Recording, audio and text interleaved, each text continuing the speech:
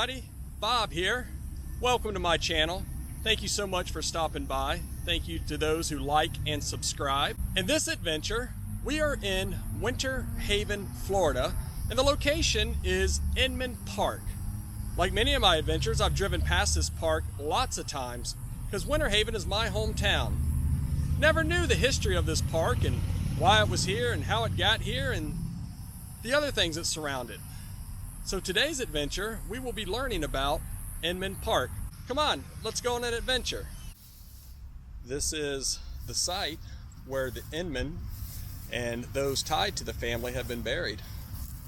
Beautiful scroll work here on this gate. As the monument indicates, this is the Inmans.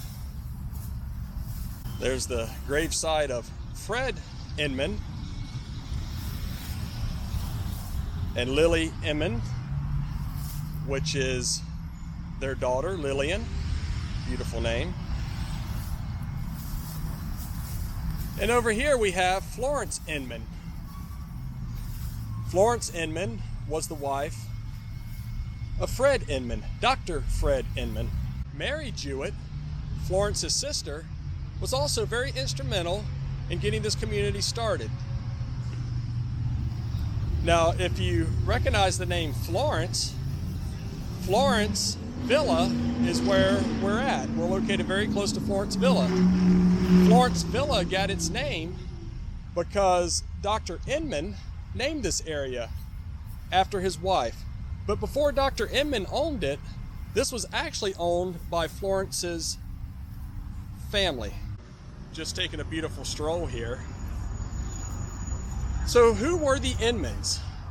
Well, Fred Inman, or Dr. Inman as he should be called, was a doctor, and he was married to Florence Inman. But not only was Fred a doctor, he was also one of the founders of Quaker Oats. So I've been eating Quaker Oats all of my life and driving past this park all of my life and never knew that the two were related.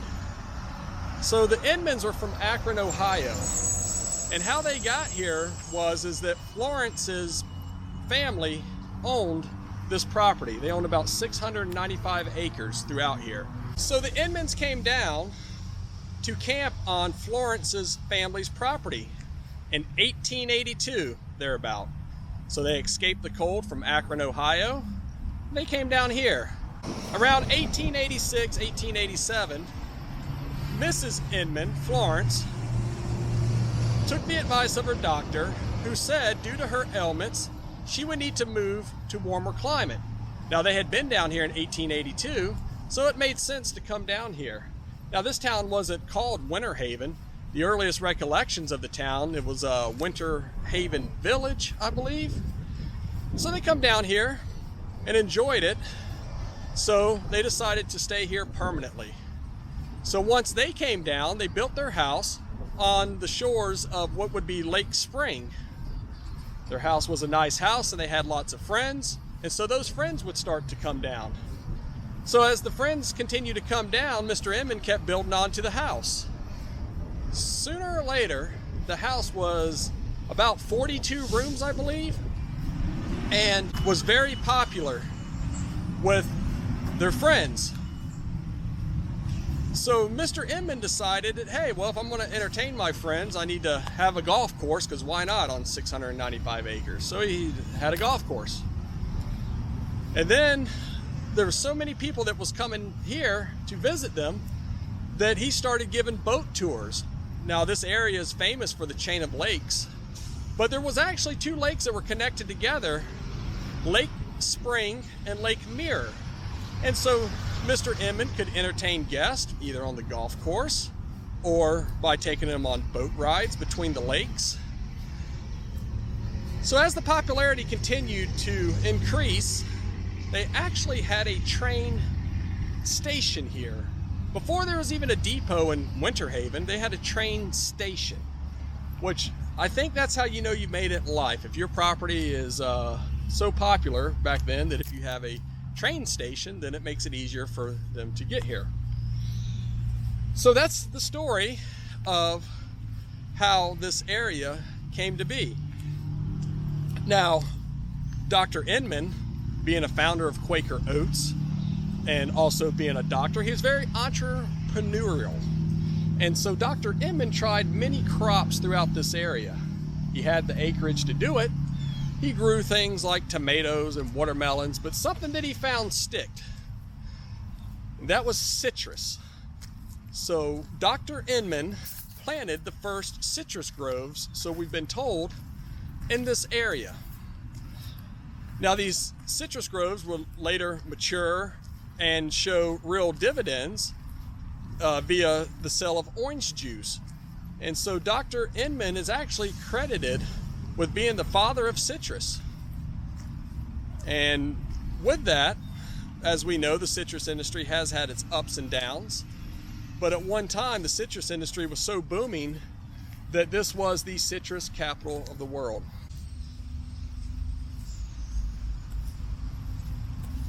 This is pretty neat here. It looks like it's a little climbing wall for the kids to enjoy while the parents sit and relax. And that surface is nice and cushiony somewhat, so that will hopefully keep your kitty-roo from hurting themselves if they were to fall off of this. Oh wow, look, the back side of this seems to be a lot easier than the front side. Maybe I'll give this a try. Alright, I'm gonna give this climbing wall a try. I hope I don't fall off of it here. Now this appears to be pretty stable. Kind of hard with the selfie stick. Alright, I'm gonna get a good foothold here. Oh, here we go. Alright. Here's some people blowing the horn. Maybe they're blowing the horn at me. I made it. This is a view from the park from on top of this climbing wall. And I'm glad that is somewhat cushiony in case I fall. You can just see how beautiful this park is and everything around it.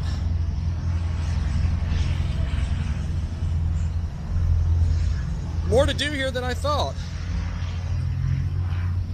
There's some folks over there enjoying the pavilion here at Inman Park.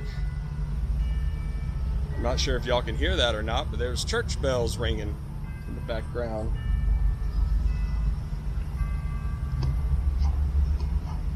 Climbing wall behind me. It's pretty fun. Didn't know there was a climbing wall here, but we got up there and got it done. So if you're ever in the area and you want to sit and relax, or you're feeling like doing a little wall climbing, come to Inman Park and check it out. Not only can this park be enjoyed for just sitting and relaxing, but there's also numerous stations where you can get a workout in. If anybody's into upper body cycling exercises, well, no need to go to the gym, just come right on down to Inman Park. Here's some squat exercises. So you can do either basic, intermediate, or advanced. These little stations are all throughout the park. Here's a tricep dip station, in case you want to work your tris. Yeah, I think I may start coming here to work out. Here's, looks like this system is called the Life Trail Advanced Wellness. So here's the weighted squats that you can do.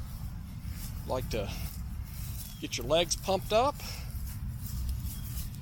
Here's a shoulder stability and strength exercises.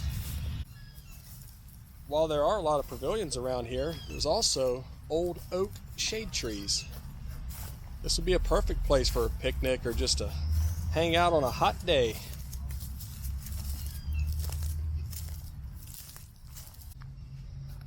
So that is one I'm going to need to do an adventure on. Inman Baptist Church.